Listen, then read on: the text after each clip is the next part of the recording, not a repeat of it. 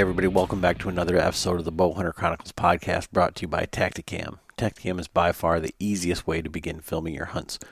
Whether it's the budget-friendly solo or the 4K 5.0, Tacticam has something for everyone. Check them out at tacticam.com. This year we are also working with Spartan Forge, and finally today, September 15th, is the day that the app is set to launch. So you can go on to spartanforge.ai and use the code BOWHUNTER to save 25%. And if you haven't been checking out their social media, Instagram, Facebook, their posts with the screenshots of everything that this app has to offer.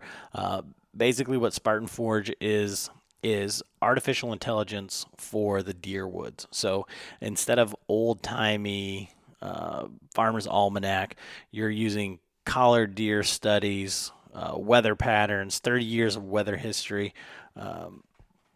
car deer accidents, all of this to predict deer movement, when and where they're going to move. So if you haven't checked this out, go over to very least their Instagram and look at some of these screenshots. But spartanforge.ai, and they have been having a 14-day trial. I'm not sure if that's going to continue with the launch of the app, but you can use code BOWHUNTER to save 25%. This has been a long time coming. I know Bill's got to be super excited for this to finally be out. But today's the day, September 15th. We are going to see the live app. So excited. Again, spartanforge.ai. This week's podcast, we're talking to our most frequent guest, a good friend of ours, Tim Clarke. He's also one of our Patreons.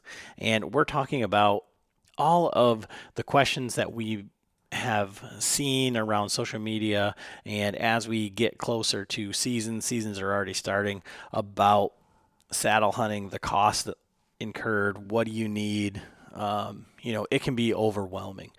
So we just kind of sit down, and I know probably a lot of you are saying, like, where the hell were you 6 months ago when we were talking about this, when we were trying to figure out our systems and all of that. But I just thought at this point, we should go through and kind of talk about like what you need, what you don't need. There's so many guys that are posting on Facebook in search of a full setup right now. For us is going to be 15 days before the season. So, what do you really need? Is it prudent to start right now before the season? And so we just wanted to kind of cover that topic. I mentioned that Tim is one of our Patreons. We talk a lot about Patreon and our podcast Marco Polo group because a lot of these questions had come up in there, and that's kind of what brought this to the forefront. So we had Tim jump on here and kind of talk through this with us. But Patreon is a crowdfunding for creators. This week, new Patreon, Chris Kerr out of Ohio. So Chris and Travis Lee from last week from Illinois. I got to get your shirt sizes so I can get those shirts sent out to you guys. Send out a swag pack for all of the Patreons that support us.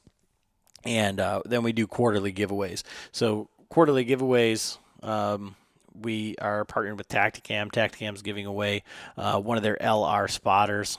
So basically, it is souped up, standalone LCD screen, flip up, hooks onto your spotting scope, and you can record. You can zoom in with your spotting scope, and you can zoom in digitally and record everything. Super excited about that.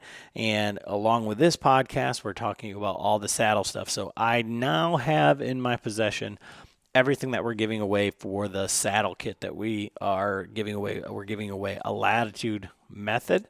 So that's their new two-piece saddle. That's from Latitude. We got those new magnets that help hold it up. Incredibly comfortable. That's what John's hunting out of. I may end up hunting out of one of those by the end of the year, but I'm sticking to the classic.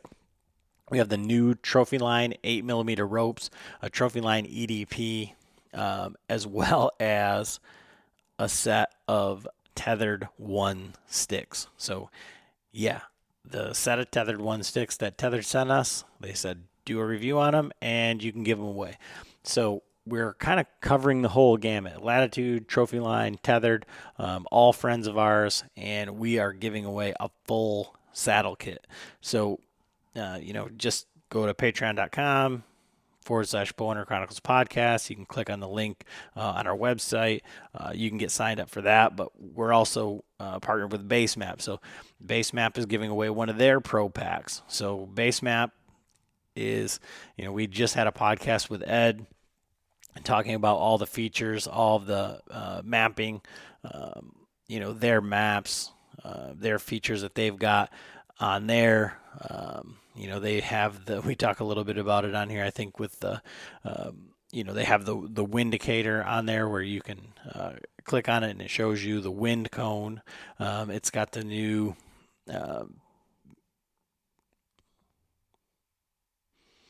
distance indicator, so you can tap where you're looking in it and you can zoom in and out to show distances. Incredible. And an incredible value. So it's $30 a year for the entire country, whereas some of the other ones are $30 a year for just one state. And you can use code Bowhunter, you can use code Chronicles to save 20% on that, making it $2 a month or $24 a year. So if you're not using any mapping software, certainly worth it. But they are giving away one of their pro packs, as well as a swag pack with a shirt and a hat. Spartan Forge is giving away a 1-year subscription to their service, as well as Zinger fletchings. So we talk about the Zinger fletchings, using them this year for guys that don't have the time to fletch their arrows, that they're just not into that. These are compression fit, 3D printed fletchings that slide right on, and they work great, fly great.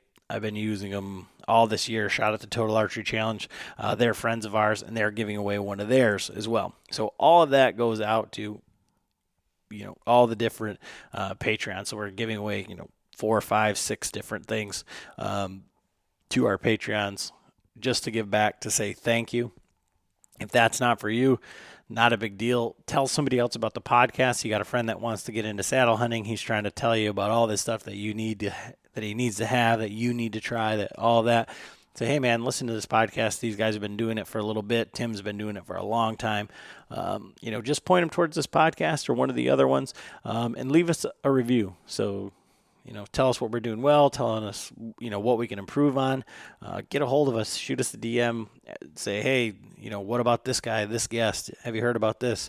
Let us know. We're trying to make the best podcast that we can, and we appreciate everybody that listens. So thanks a lot, and enjoy the episode. All right, everybody, welcome back to another episode of the Bowhunter Chronicles podcast. We got a slightly under the weather John here. I seem to be somewhat out of sorts today. This is the first time I haven't come over to John's and given him something. I have no new gear to offload, and I haven't worn a hat today at all. I didn't realize that when I got out of the vehicle here, got out of the Jeep, and I think it's probably one of the first days, probably in over a year at least, that I haven't worn a hat. So wearing this headset feels weird. Everything feels weird.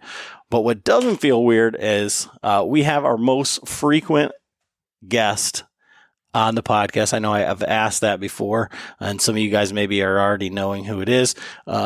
Perhaps not. For people that are just joining the show, new listeners, and we've had a ton of those lately. We've got our good friend Tim Clarke on the line. How are you doing tonight, Tim? Hey, I'm great, Adam. How are you? Good. So Tim is, why don't you give us an introduction, Tim, about, we're going to talk a little bit of saddle equipment tonight. So why don't you give us a little introduction, Tim? All right. So where to start? I guess it was about 2008 when I got my first trophy line tree saddle and started, pretty much going about 50% of the time saddle. pretty much until I don't know, about a year or two before tethered came to the picture. So for a handful of years now, I've been pretty much 100% saddle hunting. I played around with a whole lot of DIY stuff before we had actual legitimate equipment, and like we do now, and pretty much played with everything that's out there. So quite a bit of history with saddle stuff. I wouldn't say I'm a gear nut as far as that goes. I don't have a bin full of them like you do, Adam.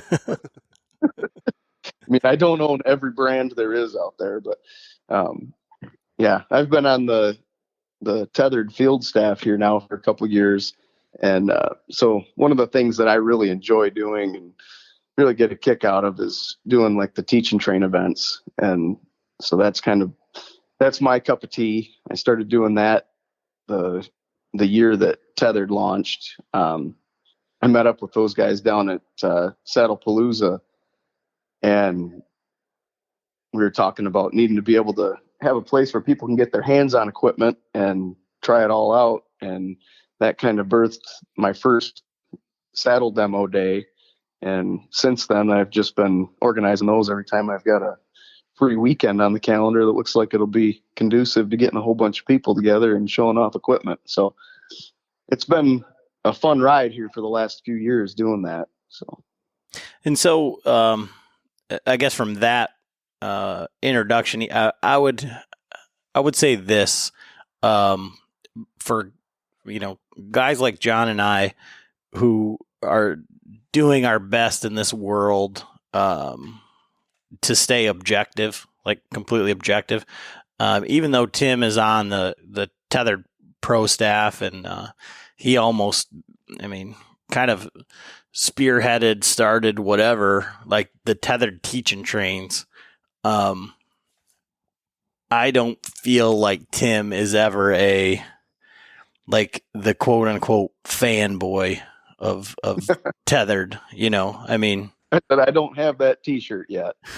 Well, they do have it, so it's yeah. You'll probably get one with this package that's going to Austin's. And for anybody like even remotely close to the west side of Michigan or within a couple hours drive, August 25th, go check out Genesis 3D Printing's website. They are putting together, I think he's calling it a saddle tune-up event. And so I'm going to be there for a couple hours. September 25th? September 25th, yeah. What did I say? I thought you said August. I was like, next year? Maybe I did. I don't know. September 25th. Well, maybe I'm just hearing shit. I don't know. But my freaking ears well, are I forgot to say up. it last time, and I've been talking to Austin about it. But he's going to have, all of his products, and for the Muskegon Teach and Train event that Tim came to, I had all the saddles, but Austin has like every single stick, like known to man, and then all of his products that go along with it. So there's going to be like another mega demo, and they've got a bunch of stuff going on, and Tim's going to be there. But I think it's safe to say that Tim is extremely objective, and when he says he's not a gear nut, I think that's maybe an understatement, or he's more on the level of like John, where he appreciates like good quality gear and likes all of the options. I don't know, what would you say, Tim? Yeah, I agree with that. I'm just not I'm not so into it that I'm going to buy everything that comes out to the market just to try it. But that's one of the things that I love about doing these demo days is you get to actually get your hands on a lot of stuff and without having to pay for it, But yeah, I like the finer things. I will not lie about that. I have no problem spending a little bit of money on the premium products and stuff, but I tend to find what I like and sort of stick with it for the most part, as long as it works with my system. I'm very methodical, and so once I find something that fits into my kit and I can make it a part of my method, whether it's for climbing or part of my my pack system, anything, I like to keep it all as the same as it can be throughout the whole season. So I don't like to have too many options where I get confused about what I have in my pack. Well, the point behind this podcast is, so Tim's also one of our Patreons. He supports the show, and we can't thank him enough for that. But in our Marco Polo group, we've got a lot of guys that are, kind of just getting into saddle hunting or trying to find that, that happy place between like the absolute perfect setup and, not spending, $1,000, $1,500 to get set up. So I wanted to go through, the cost of saddle hunting, maybe minimums, maximums, kind of what do you actually need, why saddle hunting, myths, misconceptions, kind of like all of that sort of thing. And I couldn't think of anybody better to do it than Tim, just because he was around before the big giant saddle boom of, that Tim and Tethered created with the teaching trains and all of that. So I guess from that starting point, Tim, like for someone who's thinking about saddle hunting and, you're on all of the Facebook groups and things that I am. And every day I see guys that say, you have actually already been out hunting on Michigan's youth hunt, and some of these seasons are already open. And it just boggles my mind that I see guys say on there, in search of full saddle setup, PayPal ready. Like they want to saddle hunt right now. They just want the quick, easy, let's do this. So let's start from like the basics of saddle hunting. And what are the things that you absolutely have to have? Yeah. So this is one of the things that when we were talking about putting this together and having this conversation, there's sort of two paths that I think most people take. So you've either been a hang-on tree stand hunter, and now you want to get into a saddle, or you've been a climber hunter, and now you want to get into a saddle. And there's a whole lot of difference between the two when you're trying to migrate into the saddle stuff, because if you've been in a hang-on tree stand, you've already got some climbing sticks. If you're a mobile hunter anyways, you've got some decent sticks, whether they're Lone Wolves or XOP or Hawk or Muddies or whatever they are. There's a ton of different sticks. And if you've already got those, you've got half the battle figured out. Because now all you have to do is pretty much swap out your tree stand for a platform, rather, and then swap out your safety harness for a saddle. And so it's sort of the same. You're still climbing up your same stick, and you're just, instead of hanging a big tree stand, you're basically just hanging the seat of a tree stand as far as size goes. So for most guys that are trying to get into it that way, it's a lot easier than having a guy like, we've got one guy on our Patreon group, our polo group, that he's going from the climber to the full saddle setup, and it's a night and day difference, because now you've got to figure out a climbing method, and that costs money and it adds weight. And so, you might have a 15-pound climber, and now if you go buy some sticks are really, really light, but you got to pay a whole lot of money for them. The cheap sticks are, 2.5 pounds a stick, usually, to 3 pounds, something like that, for like a set of Hawks. And you throw stuff on there for too long before you even put the saddle on, you've got almost the same weight as your climber. So you kind of have to figure out what you're trying to accomplish with it. And if it's reducing the bulk of a climber on your back, you can do it real easily. Sometimes you got to work harder to get away from still carrying some weight. Then getting rid of the harness and putting on a saddle, I think, is the part that you can start to accessorize to the point where you're paying, $20 for a pouch. And if you want the extra bougie one with extra pouches, little compartments in it, you can spend $30 on one. And you do that a couple of times, and then you throw on extra components that are like, your ropeman's or Kong ducks, things that you don't really need those center, because you just need like a prusik to hold onto your rope. So there's a lot of little add-on costs that people seem to find, and you see it all the time. Like, I mean, you've read all those forums and Facebook groups and everything, and people are like, man, I thought this would be cheap and so much for a $200 saddle. I've got $600 into it by the time I'm done. And you can add a whole bunch of stuff on that you really don't need. So sort of the basics, and this is a long way to answer your question, but the basics, you need the saddle and you need your ropes and something to stand on.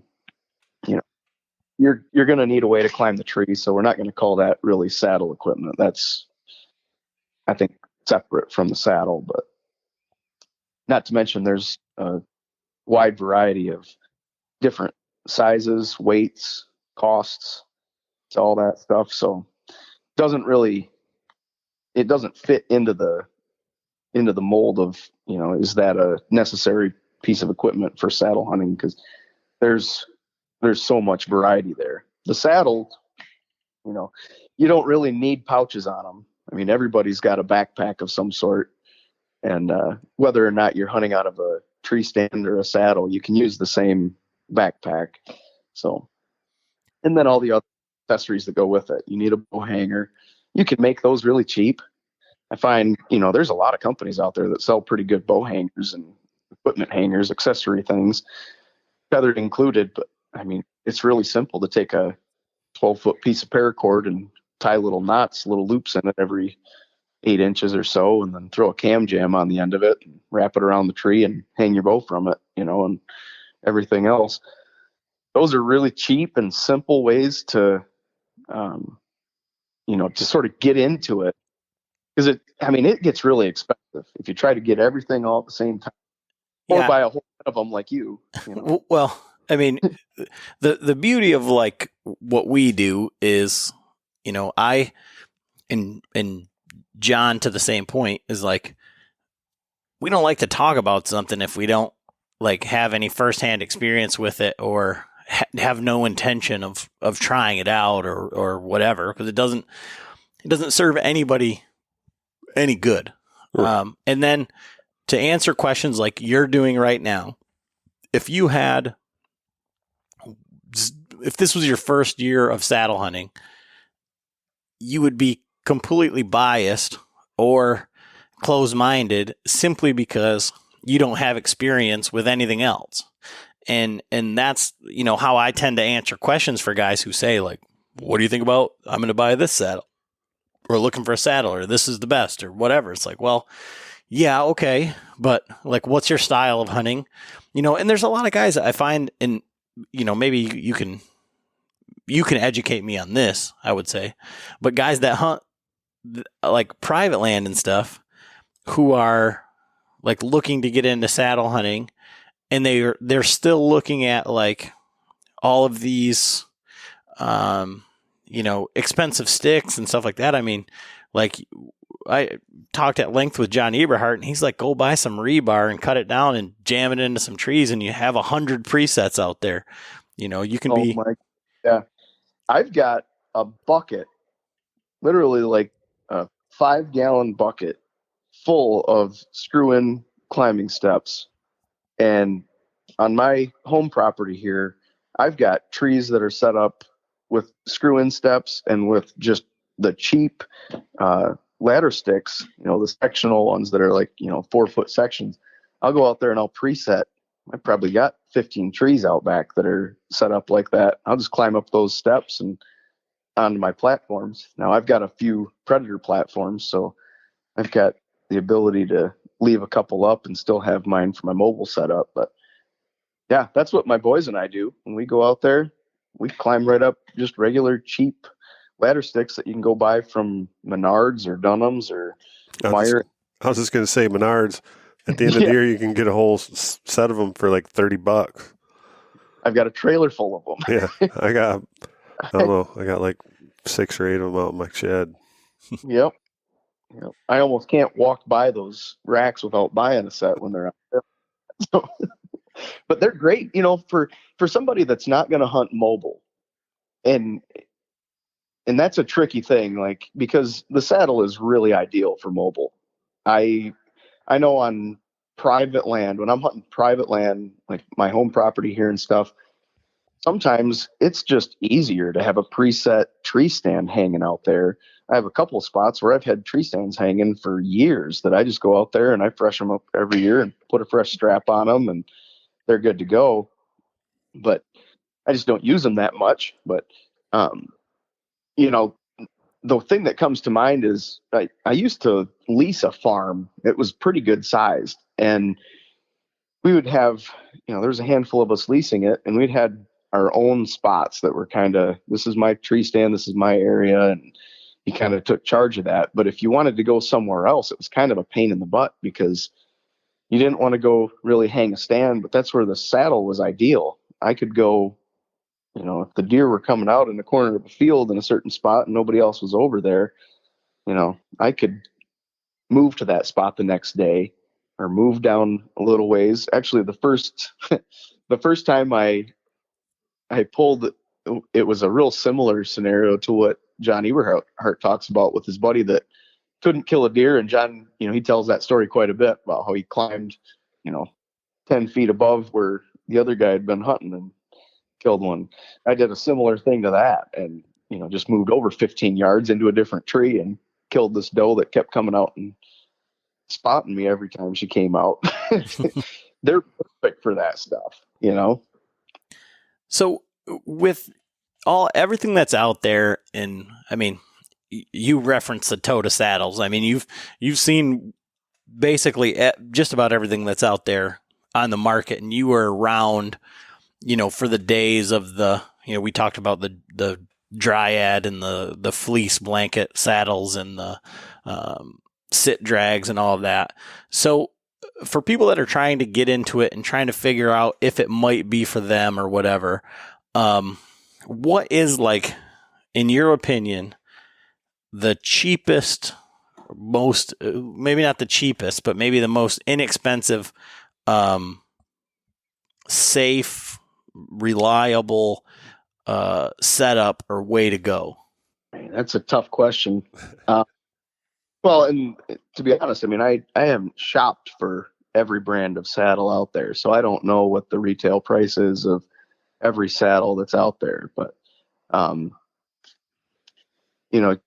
you can pretty easily get into a saddle just basic without any pouches or anything extra, between $150 and $200 pretty easily now. And your ropes, for less than $100, you can get into a good set of ropes. Probably going to be, just basic prussics on them, but before you go into throwing in mechanical ascenders and doing all that stuff, you can fully function with just some cheap, like the tender products. I mean, shoot, there's so many people out there that are 3D printing and selling stuff through Eastern Woods. You can find all sorts of different prusik tenders that'll work really well. And that lowers the cost of entry for sure. It's pretty easy to splurge on extra things like, Doyle's gear hoist and stuff like that, where you can get by with a paracord. Who doesn't have an old paracord hoist rope that came with their tree stand or whatever? So the saddle, for less than $300 easily, you should be able to get into a saddle and ropes.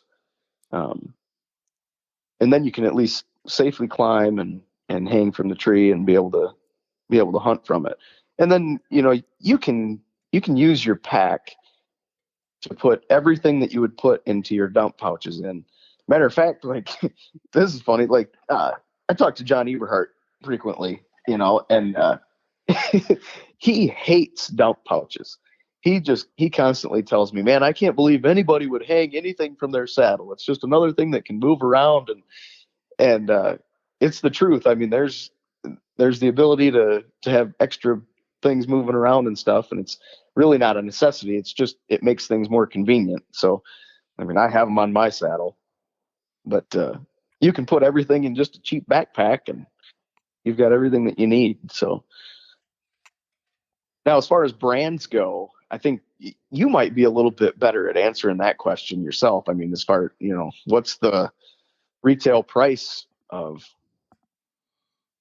everything out there. Because I mean, there's so many good saddles, and that's one of the really cool things about this boom in the market has been it's brought so many quality pieces of equipment, right to our fingertips. So, thinking of the tote that I had here, your tote, kind of looking through all that stuff. There was a TX5 and I'm trying to think my favorite ones out of those. Now obviously, I'm partial to my tethered setup because I'm real comfortable with it. But TX5 was super comfortable. The Latitude was really comfortable. Cruiser, another good one. Um, Now I did not spend a whole lot of time with that Dryad one. Um, I felt like I was trying to hang a parachute from my back, so I would need a little bit of coaching on that one. But there was a handful of saddles in there that were just great, and it's awesome.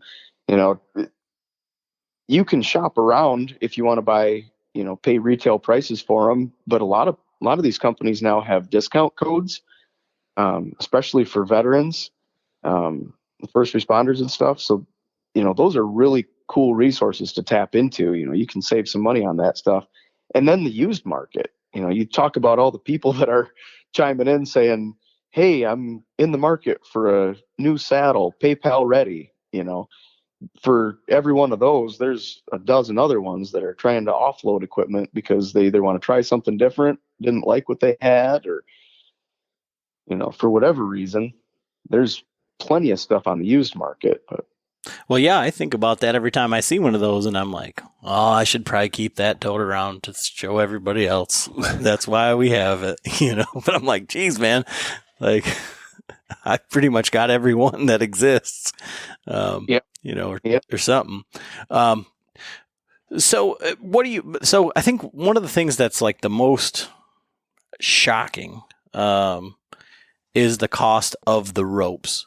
And so I understand like the sewn eyes and all of that, like keeps the integrity of the actual strength of the rope, and everything. But like, so when I started with our first hanging hunt setup, it's funny because I'm looking at a whole bunch of 8mm rope here, but I bought some 12mm. I probably bought 8mm climbing rope, matter of fact. And I just made my own linemen's out of that. I bought, 100 feet of it or something. And then I used completely out of spec, and I can't believe I'm still alive, a ropeman, a ropeman one on that, yeah, for that first year. But that was, like you said, go from hanging a big stand to that. And I just happened to have it. So that's where rather than spend the, $70 on a lineman's rope, I'm like, well, I'm going to make my own. I rope modded my sticks, and I spent the extra money on the ropeman, which was definitely worth it. But like, so where do you stand on, like, say, taking like one of those muddy lifelines that you can get for like $50 that's 30 feet long with 3 prussics on it, and making a tether and lineman out of that? well, I've done it. For somebody who's just starting out, that's worried about like the actual cost, Yeah, for my first tether I shouldn't say my first one. My first one was the original trophy line strap, but then the first rope that I used was a lifeline from a hunter safety system. And, same concept as what our ropes are now. Now, granted, I have no idea what the weight rating and any of the technical specs of that rope, but I know that it was to be used as, a fall arrest device. So, I was using it with my hunter safety system strapped into it, and it was supposed to catch me if I fell. So I figure if I have a static load on it instead of a dynamic load, it's probably going to be fine. So I used that for a couple years where I just hung from my hunter safety system line and a prusik and a cheap, heavy carabiner and the one that came with it, and I was good to go. I did that for a couple years, and I didn't die, but Well, one thing when you were talking about wrestling with the dryad, I was thinking in my head that Tim's about the size of a mouse, and he buys full length arrows so he can cut them in half and get 2 per one. So, I mean, it might be. Well, it makes it a whole lot cheaper buying arrows, Adam. Well, and the other thing, my standing joke is, I get to use my cis haulers as sleeping bags too. So Now, when you talk about like static and dynamic and the weight ratings and all of that with these ropes, and maybe John can chime in on this too, because I wouldn't say that John is like a safety nut, but he understands like the mechanics and physics and all of that of this sort of stuff. Like on some level, are we overthinking this Sterling Oplux and such, where we've got 9,000 pound rated ropes and things? I think everything that we can adopt from the climbing and arborist world, the better we are as far as safety goes. Now, granted, like I said a couple minutes ago, like the hunter safety system or the muddy lifeline ropes or whatever, they work just fine. But I think what we're seeing is more and more people are getting into this stuff, and you're literally trusting your life on that rope. So to me, I would rather see somebody spend twice as much money on a rope that was designed for the purpose that we're using it for than for hopefully you'll never fall out of your tree stand, but if you do, it'll hold you once purpose, because really they say if you take a fall in your hunter safety system, you're supposed to throw that equipment away, including the ropes, if it catches a fall. So now I don't know how many people actually do that, but that's, to me, I think you take a good piece of climbing rope that is rated for what we're doing with it. It's meant to be under load. It's meant to keep you alive should you fall a little bit. And I don't know. For that, I'm willing to spend the money on it myself, because really, it's not that much. You're talking the difference of, even if you're doubling the cost, it's you're taking a $15 rope and making it a $30 rope, or that's not even a fair comparison anymore. Most of the ropes now are about $50. So that's not a lot of money in the grand scheme of things. How many times do you blow $50 on, you walk through Walmart and see a cheap trail camera and buy that just so you can get pictures of deer? Well, this is something that you're gonna, you're gonna trust your life to. That $50 ought to be a little easier to spend on that. Well, not only that, like the cheap ropes are obviously, I mean, they're load rated, whatever. But when you go to pack them up, they're stiff, and they don't. The Oplux ropes that we have, man, you could put 5 of those in one of the dump pouches and not even know it. Where, like the first rope I used, that thing, I mean, I'd had to have 1 pouch per rope. Yep. I actually freaked out on Saturday. Nolan and I were walking out. We were going to climb a tree there, we're youth hunt deal, and got to the base of the tree, and I was getting all situated to start climbing, and there wasn't enough bulk in my pouch on my left, and I'm like, oh no, did I leave my tether back at the truck? And because this is the first year that I've switched over to these 8mm ropes, right? And so they're not nearly the bulk that the 11mm were. And I was like, oh man, I left my rope, but nope, it was coiled up right in the bottom of the pouch, right where I left it. So John, can you talk about this? Because you had explained this to me like a little bit, like, so the like the nylon winch ropes that you could buy at like Harbor Freight or whatever, or what is online on Amazon that a guy might buy and say, oh, I got some Am Steel, like type stuff, like the difference, because they look the same. And like, to me, I mean, so all three of us have seen like the material that the bridge is made out of on the Hawk saddle. And so to me, that is what that resembles. Right. But the AM steel is, I mean, that shit's like what I have in my quad, like what we use for toe straps and shit. But I mean,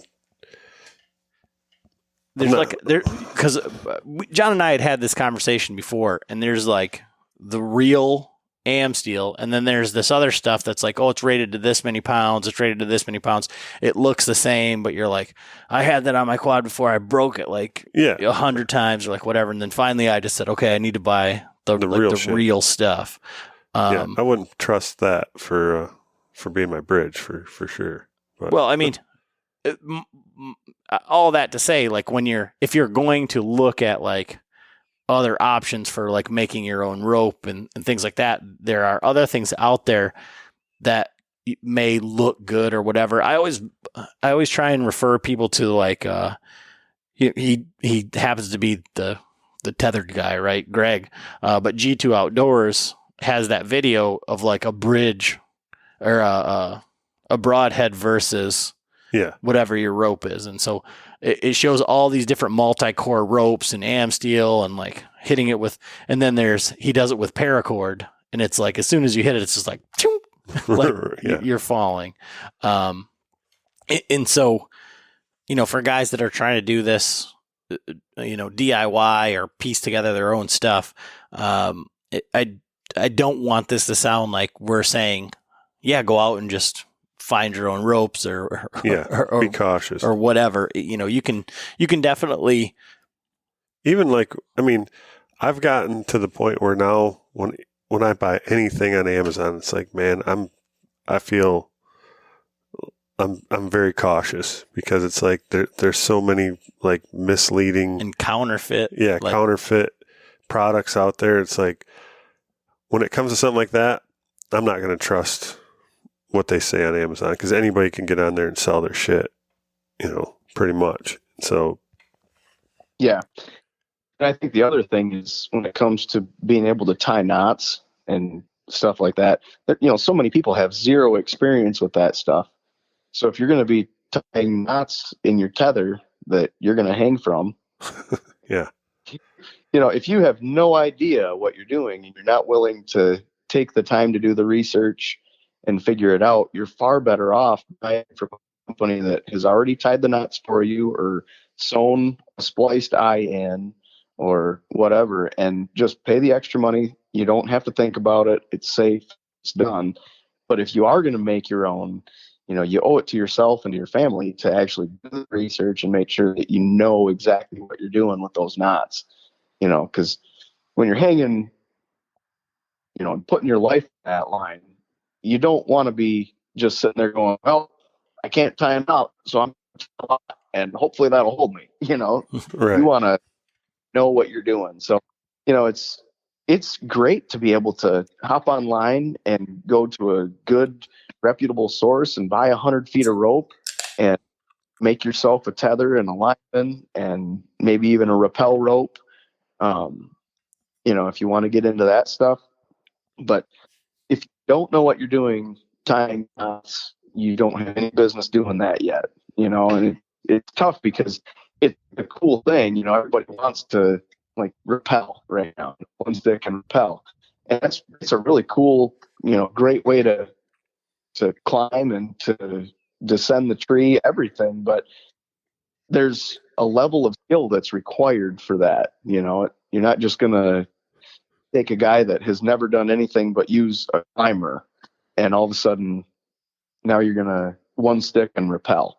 And you just got hit 2 weeks before season starts. You'll end up flat on your back at the base of the tree and freaking roots. That's the stuff that scares me, honestly.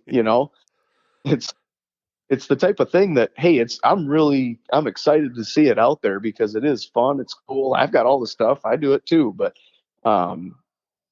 you gotta do the research, do your homework, and understand the stuff and know what you're doing. Not the same as going and grabbing that $30 set of sticks at Menards, running them up a tree and hanging your big dog tree stand with your 2 ratchet straps and you're hunting. Right. It's a totally different world.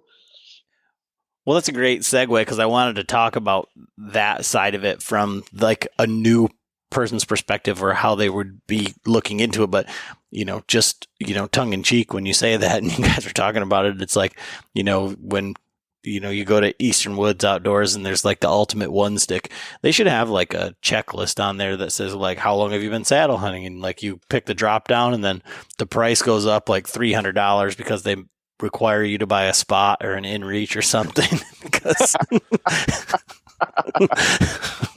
like are you certified in climbing with the ropes and rappelling? I know. Yeah. Maybe that's in bad taste because I'm sure that there's plenty of people out there that are perfectly capable of it. But, for guys that are like, again, I feel like, I got this list in front of me. And so we've gone through a bunch of the stuff, but like one sticking, rappelling, SRT, DRT, for these guys that are jumping straight in, and there is such a social media influence, there is such a like resounding like echo chamber of internet know-it-alls that say there's a guy that says, hey, in search of like hawk, 2 or 3 step sticks, and it won't take 5 comments before you got the guy that says, just get a one stick, like SRT, like, and it's like, what is your background? How to be recommending this anyways? And what is the purpose for, for going like that route? Well, so the SRT is a single rope, right? Mm-hmm. To me, it's like, I mean, don't you have to go and throw the rope up the tree, right? Mm-hmm. To get it up there in the first place. So if you're going to be walking into a spot, trying to be quiet in the dark, how the hell are you going to SRT? You're going to be down there throwing up a freaking rope over a limb and hoping that it goes over Well, it? if you did all of your scouting and all of your things, you'd have all these little paracord rope presets where you just walk in there. So you're just running all your scent through the whole woods and you're just, pushing everything out. John. I'm just one. I'm You're like, old, John. Yeah, I am. I'm old. I'm old and I'm fat and I'm out of shape and I'm definitely not doing any one sticking. I mean, it was hard enough to get me to give into the saddle, but no, I love that now. But yeah, well, I sort of I use the analogy of we all learned how to drive, at one point, right? And driving an automatic is driving an automatic. That's like hunting from a tree stand, or your basic saddle setup. You've climbed up the sticks. You know how to hang platform. You know how to tie into your safety harness. Cool, you got it. That's your automatic. But when you start talking about, hey, I'm going to one stick and rappel, well, that's like switching over to a manual transmission, right? Well, come on, man. I started driving with a manual, so when I got to automatic, it was like, man, this is the shit. But how many people have no idea what to do with that manual transmission, right? Right. It takes some practice to get good at it. So, I mean, that's the type of thing that's like, it's the same thing as your one sticking and rappelling or your SRT or DRT. They're viable methods, they're great ways to go about it. But if you try to do that at the same time as now you're brand new to saddle hunting, you've never hunted this way, and you try to throw in the most complicated way to climb as well, it's like drinking from a fire hose. Not everybody's going to be able to handle that.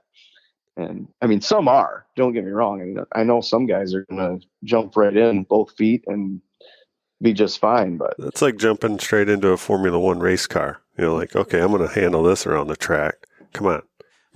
Well, I just listened to like a new podcast, Going for Broke Outdoors. It's actually Jeremy Gillespie. He's the guy that was like Tim Buno's partner when they got all those 100 and some odd sheds in the 1 year. Guy moved out from Michigan. He started a podcast, Going for Broke Outdoors. But he was talking to Dan Infalt, and Dan said he ran into this guy, and he said, I always hunted this farm same farm, and I killed some deer. And he says, I heard you talk about, going out and, going finding these bigger bucks on public land and how you have all this freedom and all this stuff. And he goes, I got out there and I started looking at it, and he's like, I was up to my waist in muck and I couldn't get out of it. And he's like, this is not as advertised. Like, this is beast hunting. Like, I don't want any part of this. And I just see like the same kind of like analogy there, like where, for a guy who's never saddle hunted, maybe never mobile hunted, maybe never climbed a tree before.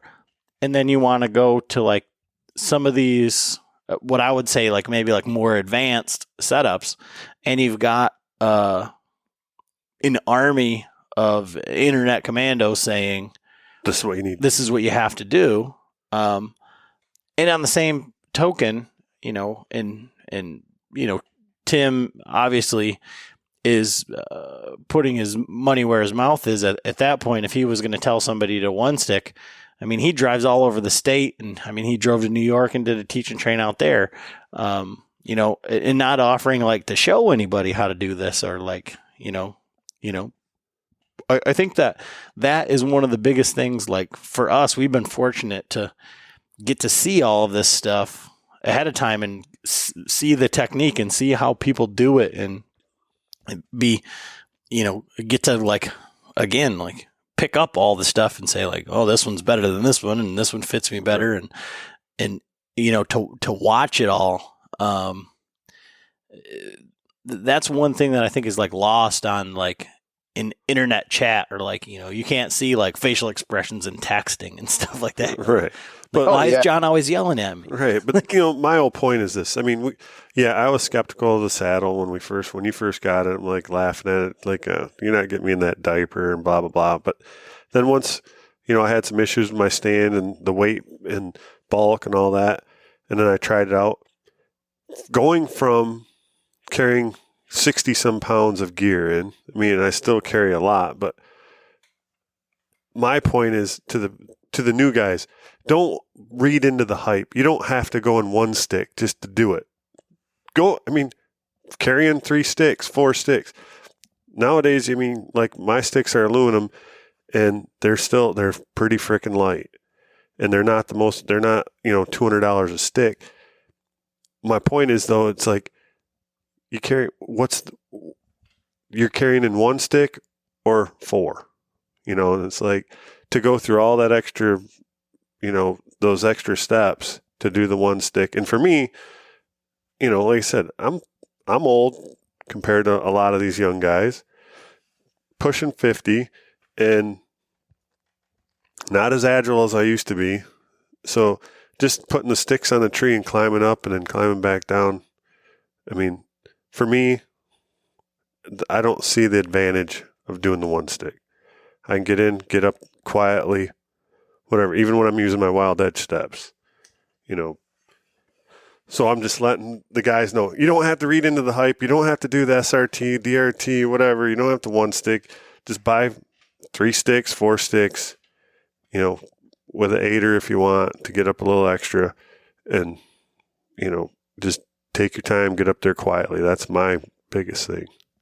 I think it's real easy to overcomplicate it, or to let it get overcomplicated, because you spend any time at all doing a little bit of research, it gets really complicated really fast, and everybody's got their opinion on stuff. But if I've learned anything from doing all the demos and teach and trains that I've done, it's that, every single time you do your demonstration of how I climb, how I set up, there's so many people that look at it and go, oh my goodness, like I just learned so much from that. I've been trying to figure this whole thing out and it never made sense to me. Every single time I do it, you get all that, the light bulb moments from so many people, that it doesn't have to be complicated. Cause I try to do, every time I do a demo or a seminar or anything, it's, hey, I'll show you how I do it. This is how I climb, how I set up, and I do it the most simple way possible, because I can show how to 1 stick and rappel, but there's a certain level of like, you got to be able to manage that much rope. You got to be able to manage, your descent from up there. I mean, how many times did you ever rappel before you saddle hunted? If this is the first time you're ever doing it, you got a lot to learn, Right. and you really probably shouldn't do it the first time you're trying to do this in a hunting scenario out in the woods where somebody's going to have to come rescue you, But when you do these demo days, for quite a few years now, I've had guys that show up and do the SRT and one stick and, rappelling and stuff. And you see all the stuff. And when you watch it done properly, it doesn't look complicated at all. But if you try to do it on your own, right, with somebody coaching you through it, I mean, you're just not going to get it for the most part, not right off the bat anyways. Most people aren't. And I think it overcomplicates it. It's fun to see the evolution of, kind of what the sport has become because there's so much cool stuff there, but a lot of the time it is just far too complicated, and like you say, John, it's like, hey, I'm old. I want to make this simple. I'm going to get my sticks and strap them to the tree and climb up there and I'm going to hunt. I don't want to have to worry about learning how to use, what ropes and what ascenders or descenders, what all do you need? And right. And that's my whole point is like, do you really exactly? Do you really want to complicate it that much? You just want the nice, simple going in the dark and just, walking with Adam. It's hard enough to find the tree, without, walking ZZ Top emblems through the woods and shit. But, so when you get to the tree, you're like, shit, I just got to get up there. So, John, you just said that you're old and overweight, so he's just helping you out. Yeah. Just trying to get my steps in. Yeah.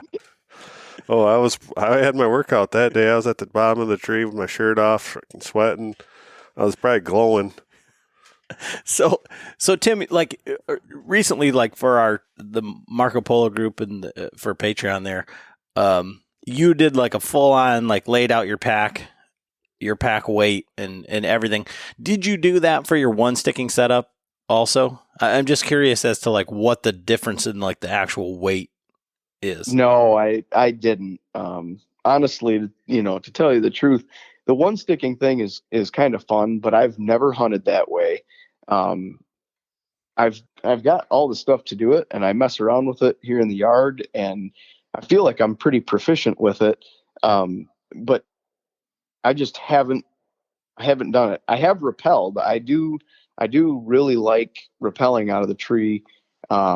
Especially if I go way back into a swamp somewhere where I know I'm all by myself and, I'm not hunting with anybody else, whatever.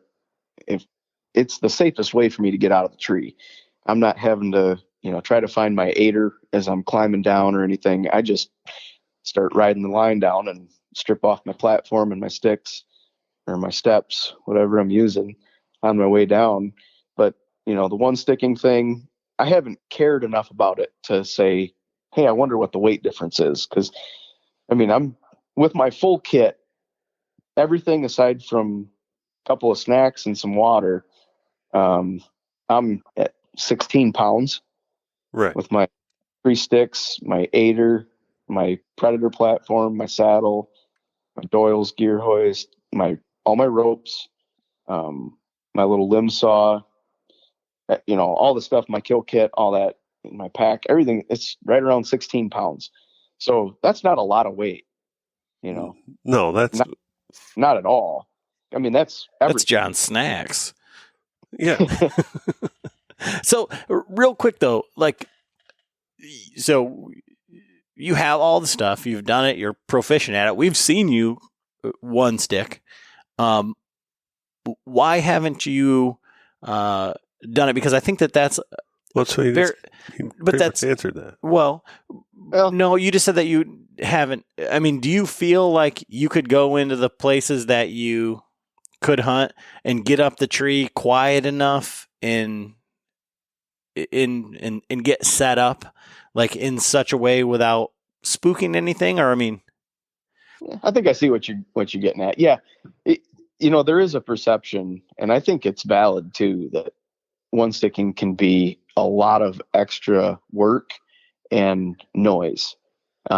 but really any climbing method can be. So, like, I don't know, if you're trying to just climb up a telephone pole tree like you would in your climber, it's really simple. But when you get to the point where you have to navigate around limbs, well, now you've got to get your tether out and get your tether up around a limb, clip into that, disconnect from your rope, and advance that past your limbs.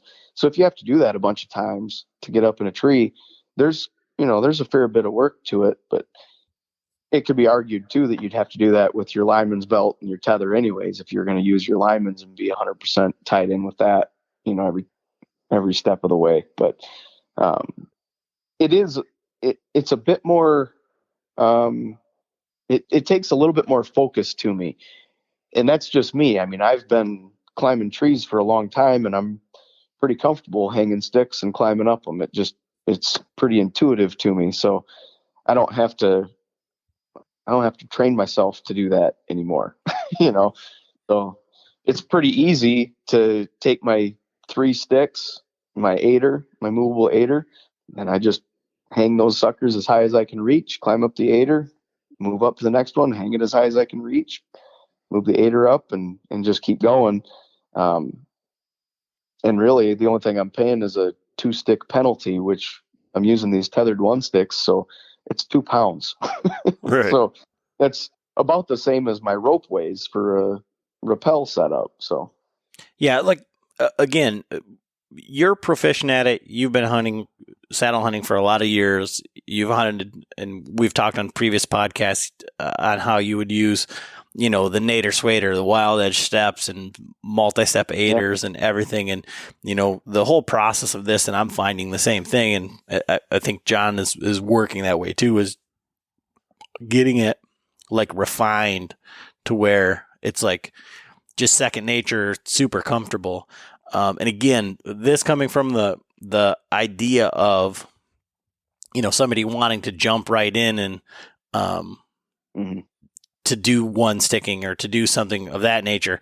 Like, to me, the fact that you have all the stuff and you're not hunting that way, I think it speaks volumes, at least to me.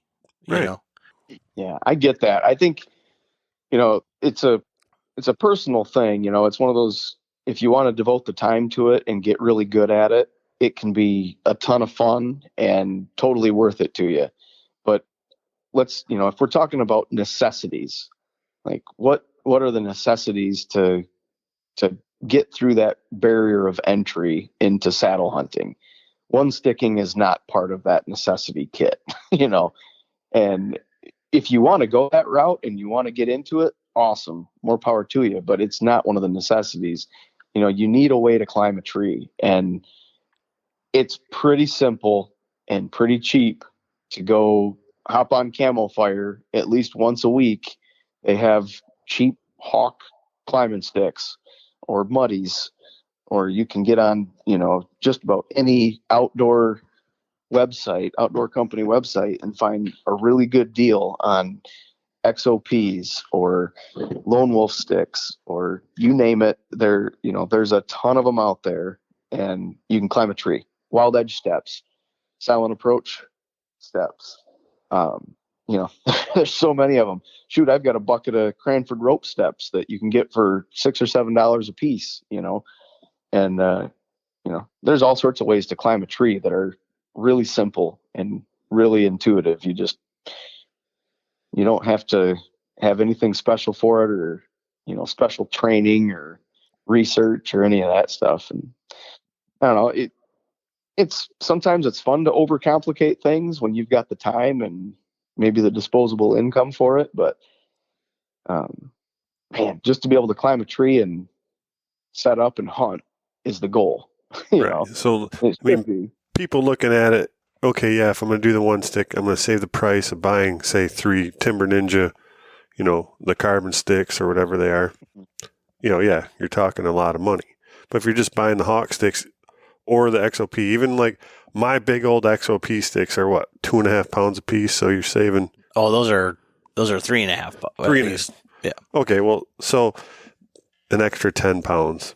I mean, yeah, that would be a lot. But, I mean, for one, after we did our elk hunt in 2018 out in Idaho and we walked freaking 106 miles in 8 days with 50 pounds on our back, and what we each said, like, this freaking whitetail hunt, we get home, that's baby shit, 2 miles, we used to bitch about, oh my God, I got to hike in 2 miles. Yeah, it can be a bitch going through the swamp. And I mean, there's been that one swamp that I come out of, that was 2/3 of a mile. It took me 2 hours, and it was driving rain. And, I was cussing that freaking Dan Infault, like, you fucking asshole, did even a video at the end, like dumping my boots out.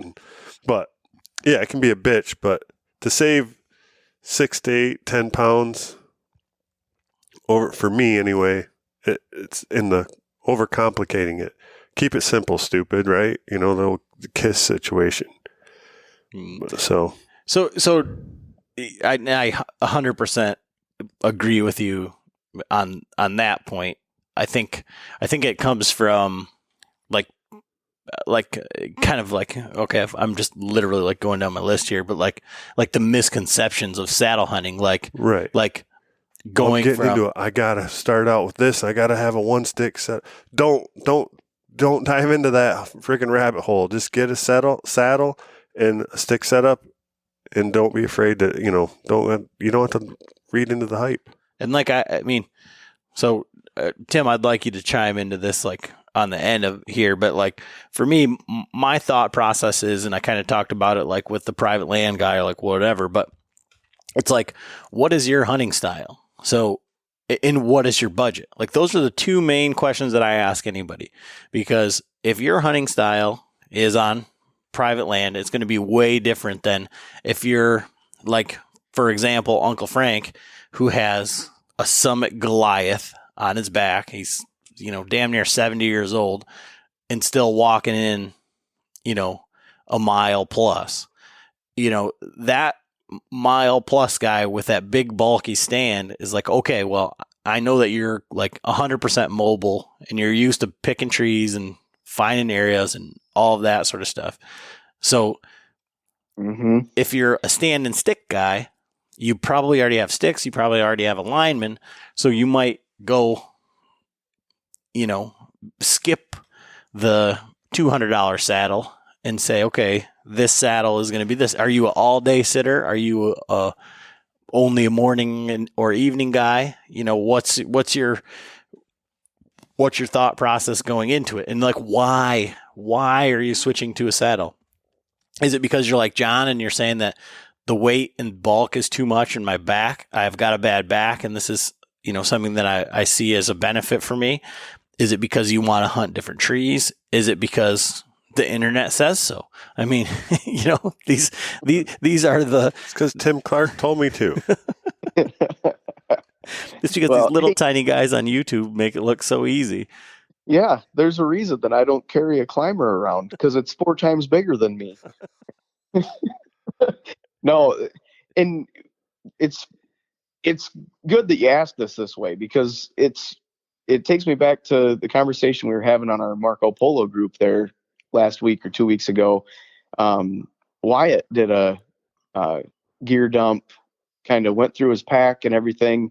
And, he weighed everything out, and the weight of his kit versus what he had as a climber was way heavier than his old climber setup. And it was like, here he was getting into it thinking, hey, I'm going to get into something that's a lot lighter weight and, more streamlined and everything. And here he had, there's a point where you have to spend a little bit more money to get the really lightweight equipment. And that's just a fact of the matter. But when you take a mobile hunting setup and you say, okay, every time I go set up, I'm carrying my climber in wherever I'm going. And sometimes I don't know where I'm going. Well, okay, there's a whole lot that goes into that you can do, like the pros and cons, the what's the benefit of switching to a saddle here? Takes up a whole lot less space in your car or your truck. It's if you're canoeing or kayaking in, I'm wearing my saddle instead of throwing a stand on the, on the kayak with me or in the canoe with me. When I'm walking through the woods, nothing is hanging off the sides of me, catching on all the brush and stuff that I'm walking through. I can track deer after I shoot them wearing my saddle with my pack, with my sticks, with all my stuff on it. And it doesn't matter where the thing goes. I've got all my stuff on me. I don't have to worry about taking it off because I can't fit through, the nastiest swamps that I'm walking through. Um, there's a whole lot of benefit for a mobile hunter. But then it starts getting a little bit different. Like you're saying, when you take a guy that's on, private land, I'm going to walk to, the back of my 40 acres and climb up the same tree that I've been climbing up. Well, that's a harder thing to justify, to say, yeah, it's worth switching over to a saddle and incurring the cost that goes with it. Aside from the fact that with the saddle, you're not leaving it in the tree. So that's one thing that I like to point out quite a bit, for a guy that has, like I have some tree stands out back that they stay hung up all year long. They're in the same spot. And every year I go out there and I'll either replace the straps or check and make sure they're still good, but they don't usually make it more than a year or two without being replaced. But with a saddle, you never have to replace those things from being left out in the weather, so there's some benefit to it, but you just have to look at it a different way. The mobile guy, it's such an easy sell to me, but you start looking at some of your newer, higher end hang on tree stands. Some of those things are not much bigger than some of the larger saddle platforms. So, it's not like the saddle is the be all end all to mobile hunting. I definitely don't feel like, the saddle is the only way to go, but I mean, it's the only way that I hunt, but there's so much good stuff out there. But when you're trying to jump into it and, switch gears from being a hang on guy or a climber guy, my opinion, you can streamline it so much more that it absolutely makes it worth it. You can get a really lightweight, small package that, between your sticks and your platform, that's your bulkiest things. I mean, look at all the sticks that we have now that are like 16-inch sticks. They're not 3-foot sticks. For a guy like me, I'm 5'5". So you put a 3-foot stick on my back, that thing's a whole different animal than John carrying them around. Yeah. I absolutely love having mini sticks now. I'm just picturing you with the sticks like straight up your back, and then me and John just holding on to each one side of it with you dangling in between. I'm surprised you put up with this shit, Tim.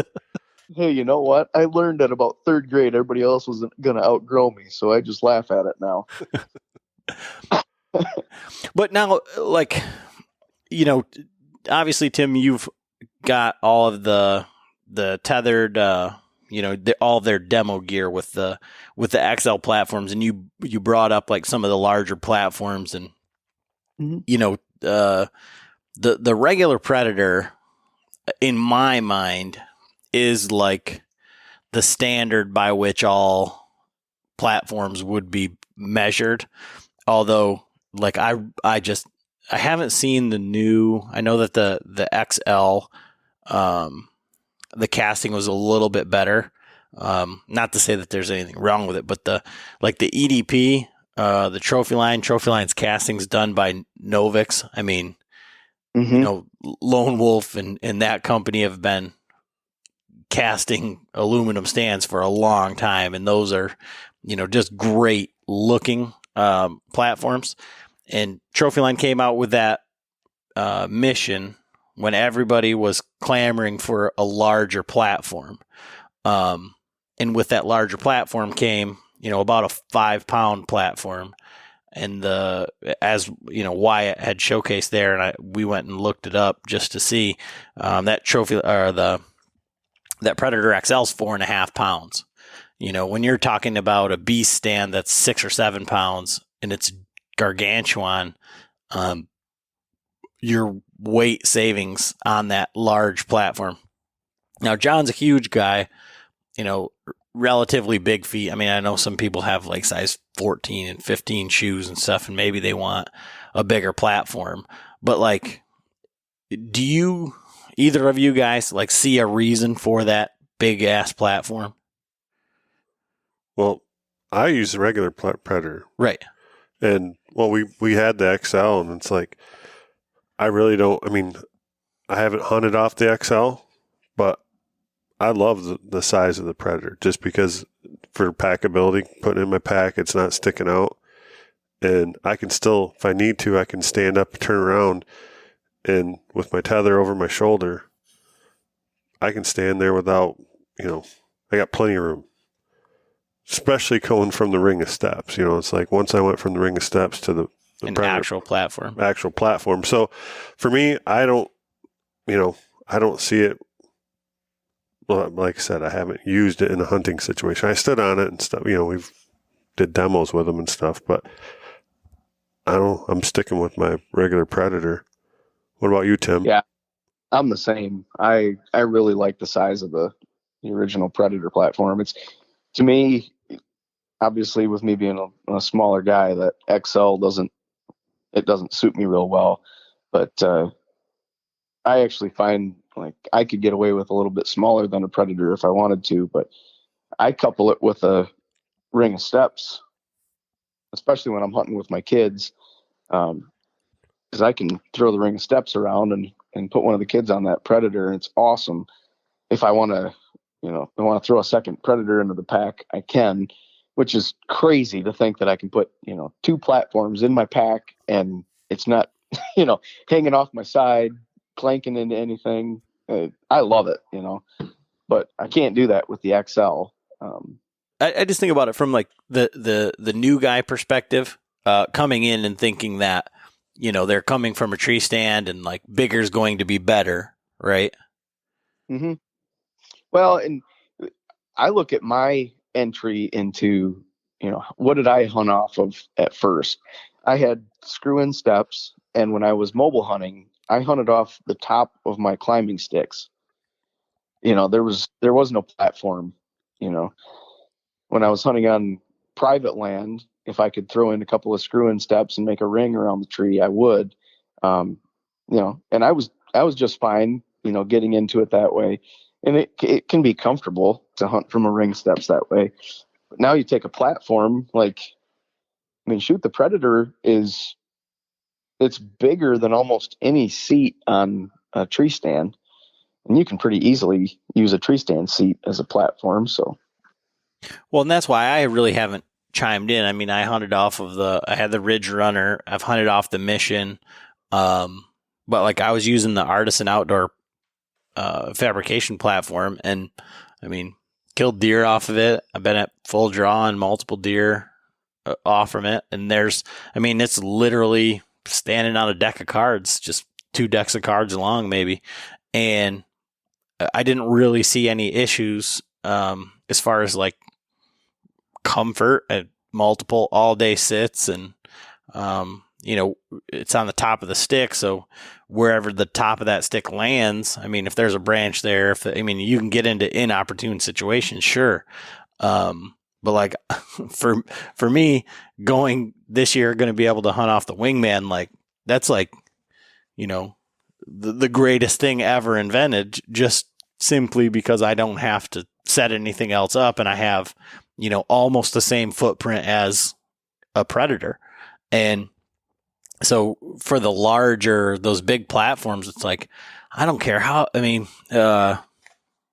Adrian, he says he's got big size 14 feet, whatever. And he's like, it's too big. He's like, you don't need it.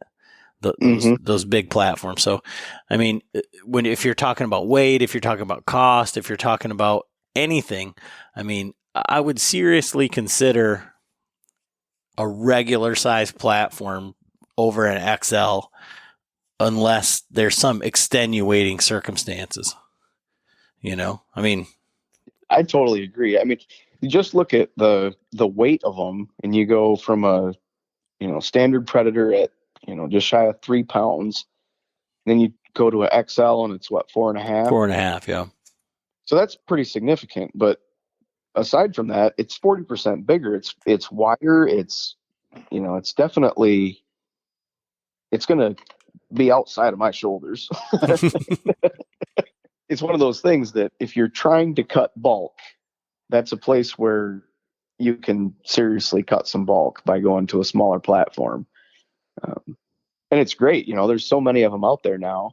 Like you were saying, the Artisan Outdoors top of the stick platform, that's a pretty cheap one. You can bolt on, get it to fit just about any stick out there.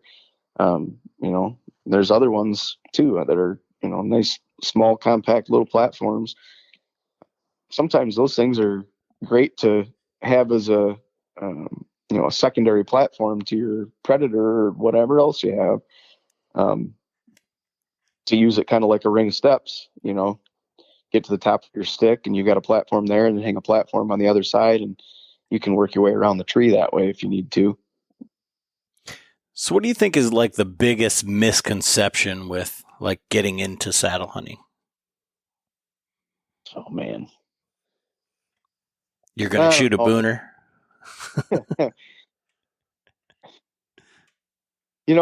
I think I don't know if it's a misconception, but there's this idea that, everybody that gets one is going to, get into any tree and be able to hunt, go farther back in and everything. And honestly, I think most of us still hunt the same way as we did before. I used to hunt out of a climber. That was my first real mobile setup, was a climber.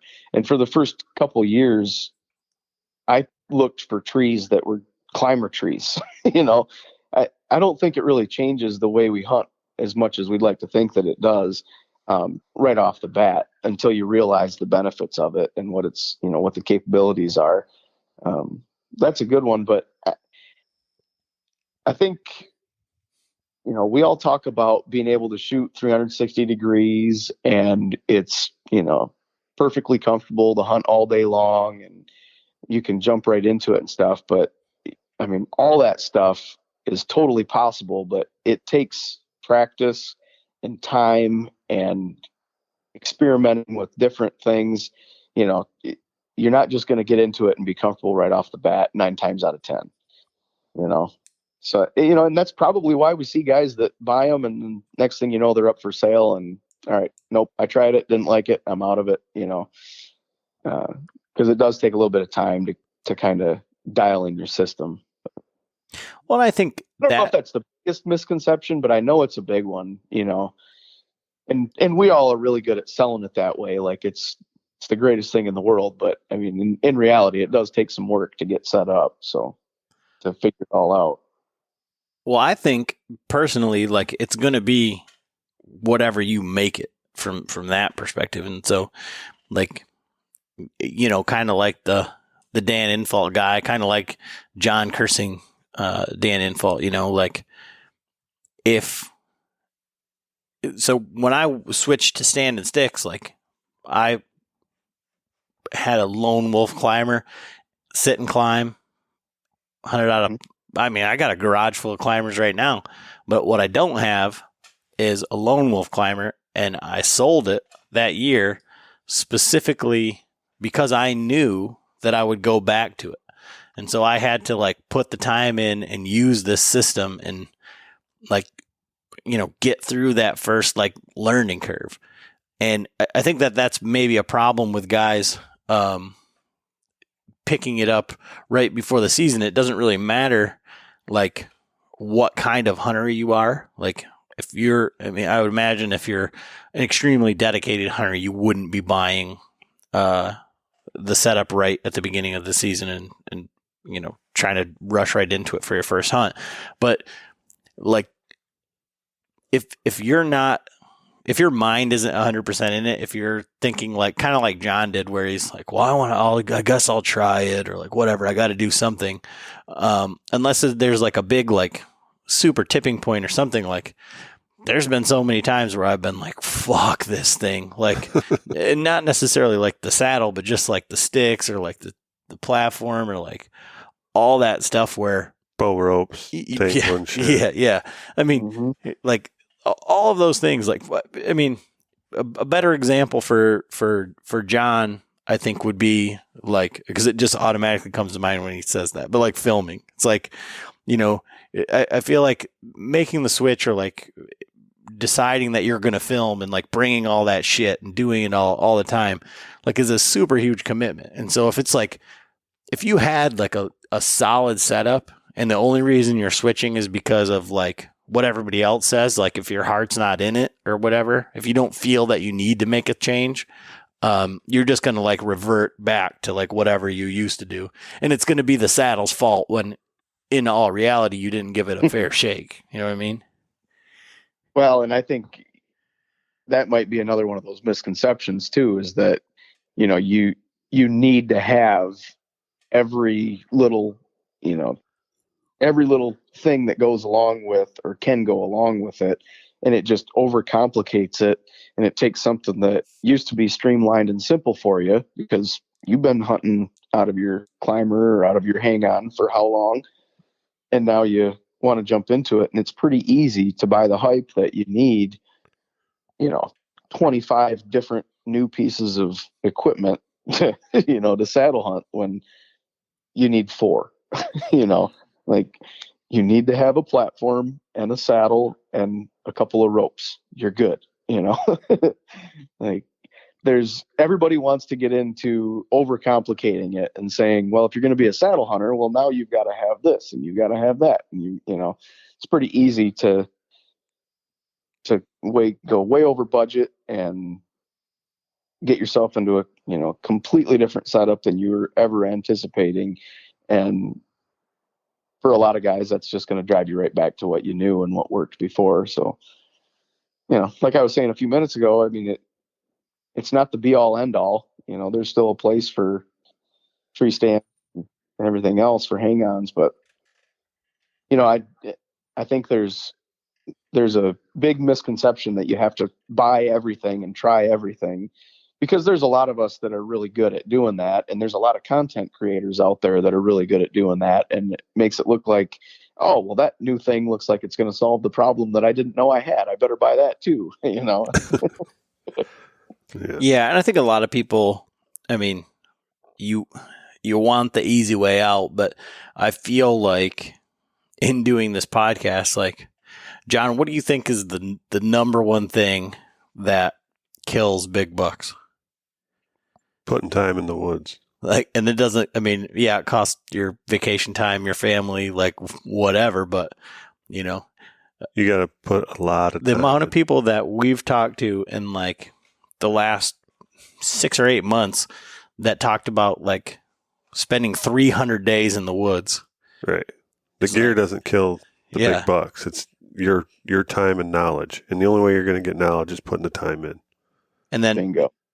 Talking to Jake Bush, he says, then once you've done that, you want the most streamlined system, like how you said, like opening this podcast, how you were like methodical and how you have like your own system and you want things a certain way. I would say that that's another consistency too. Yeah. When you get to your tree, you know exactly how things are going to go, where this is at. Instead of thimble fucking around like I do, I'm like, fuck, where's that bow rope? What?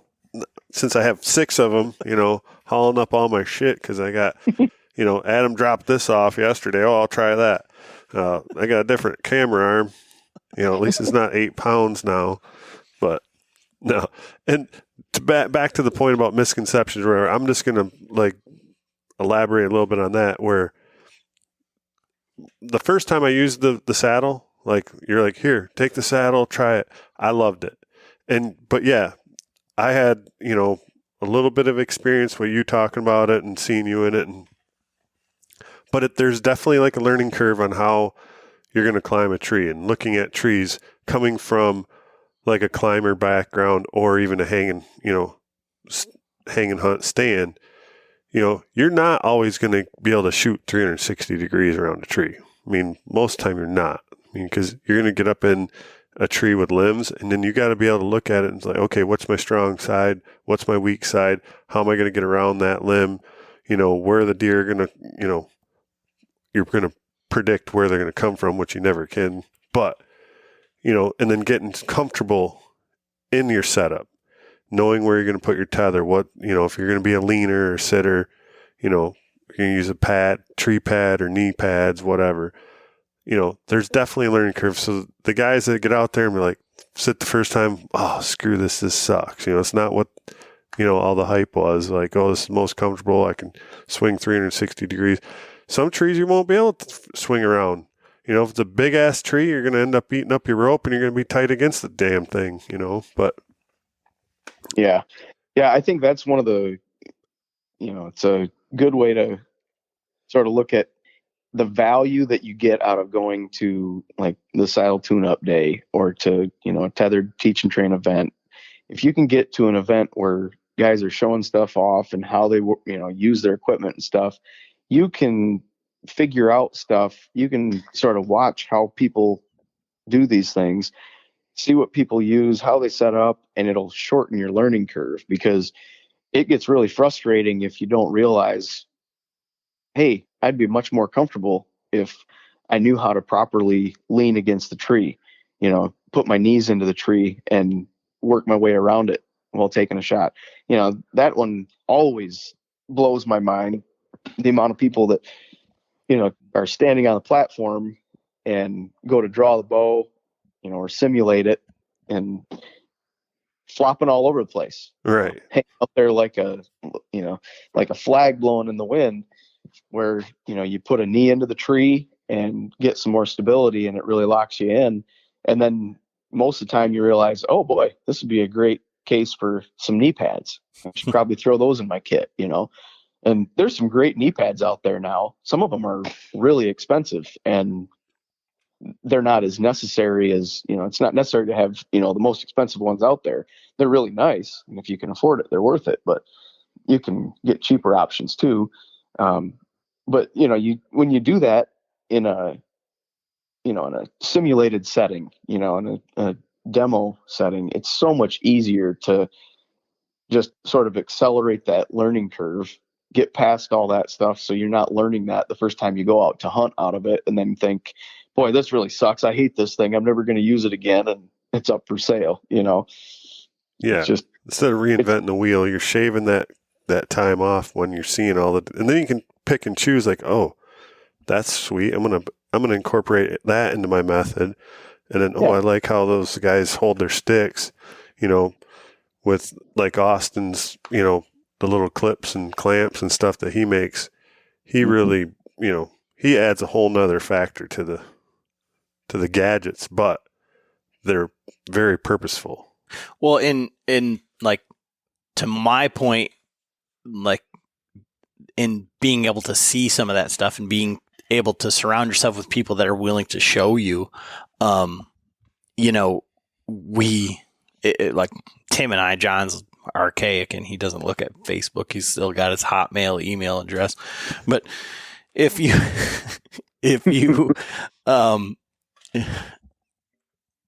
look on Facebook and the amount of turnover of guys that buy gear and sell gear, buy gear and sell gear, buy gear and sell gear, because they're chasing this like unicorn, right?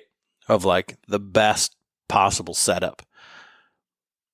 The amount of money, you might only lose $20 or $30 or whatever off the cost of buying something and then shipping costs and stuff like that. But, for a teach and train, for a saddle, tune up or whatever, like Austin's doing, that might be money better spent is to take a day, spend that gas money, go there and get to see like the guys that are doing it and, people that have experience, And absolutely. And it's funny at those things because, Eric Redder came up to Muskegon and, came from New York, comes up here, and he's swinging around in all the saddles because he wants to check them out and finds one that he likes. And he's sitting in it. And then people are coming up to him and saying like, hey, are you working this event? He's like, no, I'm just sitting in the saddles, and he's explaining stuff to people. But the amount of people, like, it wouldn't surprise me if half of the people that were there were the guys that were giving all of the advice on Facebook or whatever. And then they come to the event and everybody kind of stands around with their hands in their pockets and they're just watching everybody and taking a look at the stuff. And, because I guarantee it. Yeah, that's exactly what goes on. Yep. Yeah. I hardly even respond to anything on most of those just because it just gets lost in the noise. Well, I just message everybody.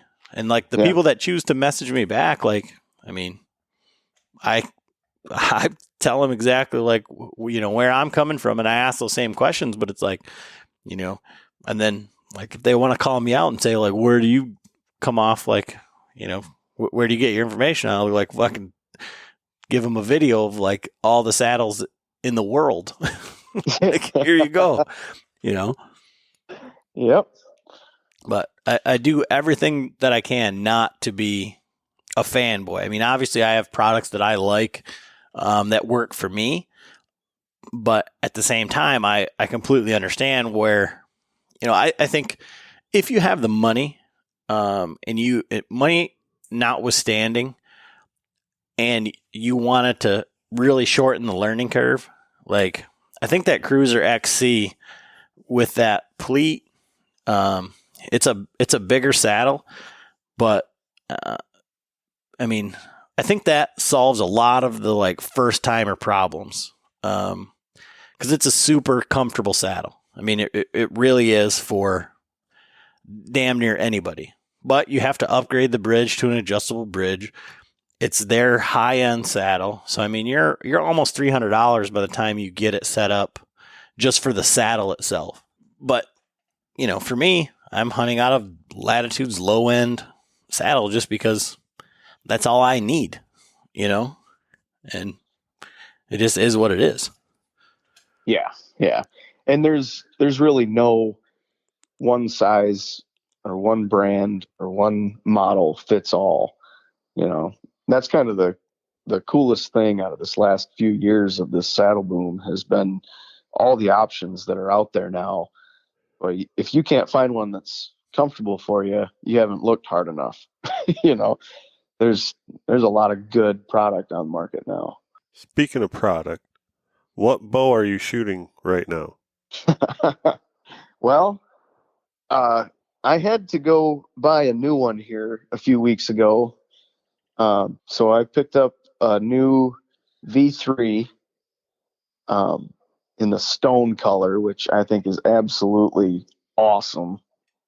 So I've got it all set up. I switched over to a Hamsky limb driven. So it's the hybrid hunter. Yep. Rest on it. And then I feel like I'm cheating, but I threw on a Garmin Zero A1i sight, and that thing's ridiculously cool. And I've been really enjoying playing around with that. I've got like 4 different arrow profiles that I've loaded into it now, so digging that. And then I'm still using my Knock to It. Love that release. I've tried a couple other ones here this year, just seeing if there's anything that I like better, and I just keep going back to it. Love it. So, what arrows are you shooting? And then the arrows I'm shooting are Day 6. They're 300s, and I've got the aluminum. They're 50 grain outsert on them, and then 150 grain heads. So I've picked up some single bevel cutthroats this year that I'm really excited to try because I've got those suckers scary sharp. And so this will be my first year with those. I've got actually kind of a ridiculous pile of broadheads that I've been trying out. And those ones are the ones that I'm most excited about. So now, have you been shooting those through your bow? How are they flying? They're flying great. Actually, I had to swap some top hats out. I had my field points were flying pretty good. I was just about dialed in, and then I had a little bit of a tear. I was doing some bear shaft tuning, and I had a little bit of a tear that I couldn't get rid of. So I swapped the top hat out and just made a minor adjustment. And just absolute perfect bullet holes. So I knock tuned all my arrows. They're all numbered and got them all just right. And when I went back out to shoot again and threw those broadheads on, they're perfect. So sweet. I've been shooting them out to 40 yards pretty consistently. So at this point, I'm feeling really confident with those things. So awesome. So yep. What happened with the old bow? I thought maybe that we would just get past that. Oh, No, I was actually going to swap top hats on that one. I had a little portable press that I was using for it, and I was standing there talking with my wife while I was working on it, and had it cranked down. And as I was trying to remove the cam, I had the cam out of it, like just got loose, pulled the axle, and was working on the top hats out, and it came undone.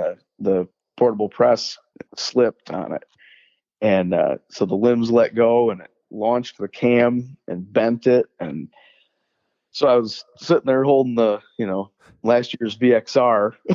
It was all blown apart, and of course this time of year trying to find new cams for the thing is like 4 weeks out, and so I decided I wasn't going to wait 4 weeks, so I went and picked up a new one.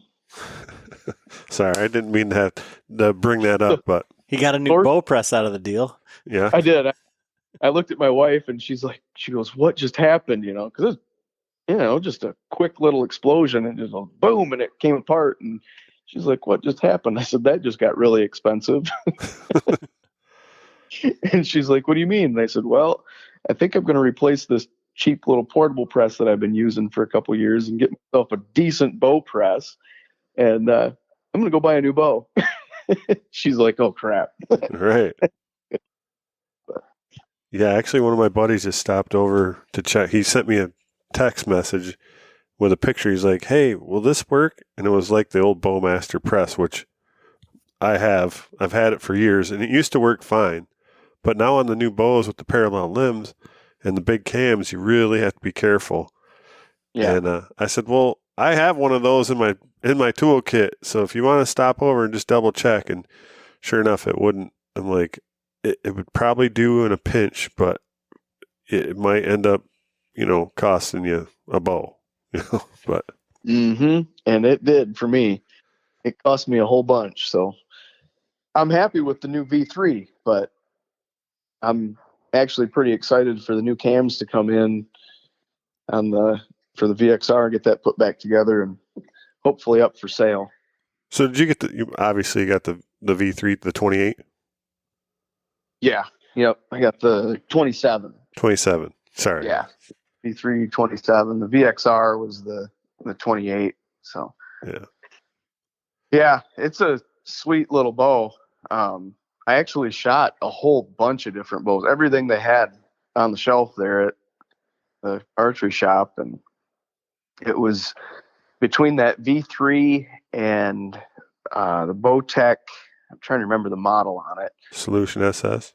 Yes, the Solution SS. That was the one. And that thing, that was a nice shooting bow too. But between the two, the V3 stood out to me. So I ended up going that route, which I have been a Matthews fanboy for a while. So it was sort of easy for me to pick that. But they both shot almost identical for me. And the one thing that I noticed that was a big difference, they had that Bowtech set up with the comfort mod. Yep. And so it just had a real smooth draw all the way back and settled in real nice and shot real nice. Actually kind of felt like I was drawing almost like I was drawing less weight, just because it rolls over so much different than the V3 did. But the V3 is so much, it's identical nearly to the VXR. So I was used to that one, and it just pulls back and rolls over nice for me. And yeah, feels like it was meant to be. So I've got it shooting really well, and I'm extremely happy with it, aside from the really thin wallet that I have now. Right. Yeah. That's a pretty big expenditure. Yeah. Unexpected anyway. Yeah. But, yeah, what's nice your old bow, I mean, with that and the V3, you got the switch weight. So if you do any kind of target shooting or whatever, thinking around, you can switch your weights, your draw weights just by a mod. So yeah. I was looking at the new Atlas, wanting that, but even back, I mean, this is back like around the ATA time when, the bows were coming out, and talked to Matthews, and they were like, yeah, you won't get it till like no sooner than June 21st. And like, well, that won't fly because, we bring our new bows. If we're getting new bows, we bring our setups to, tack. And so we wouldn't even have it for tack. So I ended up going with the bow tack myself. Well, all of us got new bow tacks, basically. Yeah, that's a nice bow. Yeah, I'd be lying if I said I wasn't real close to buying that thing. It was definitely, I had one in each hand, and I was going, which one is it going to be? So the one thing, though, if your wife would have been involved, she would have been like, well, you don't need a new press if you're buying the bow tack, because you don't have to have a press to change the, your cam lean. Okay, so I'll ask you a question. How many times do you take your wife to the bow shop with Never. you? Okay, yeah, exactly. It's like, oh, that's pretty. You should buy that pink one. Well, so I'm looking at 4 of John's bows that are all, well, I guess 3 of them. If you ask his wife, they're sold to somebody else, and John's just working on them. So, hey, she listen to this podcast. I'm shit crick. Like, what? You sold that bow already? Oh, it's back. Yeah, well, I'm working on it. That's the beauty of always working on other people's bows and having a garage full of bows is like you can't even. But which one are you shooting now? Oh, this is. But these, I'm looking at all the bows in here are John's today. So well, except for that little one. You and all your saddles. I needed it for the podcast. Yeah, I just when boxes show up and stuff, I just tell my wife like, oh, it's podcast stuff. It's fine. Like, yeah. But yeah, anyway, Tim, thanks for coming on here and doing this. And other than Austin's the Genesis 3D saddle thing, do you have any teaching trains coming up, or you're in full on hunt mode now? No, I think we're gears right into full on hunt mode for a while. So we will be doing. I'm sure we'll be doing some more stuff.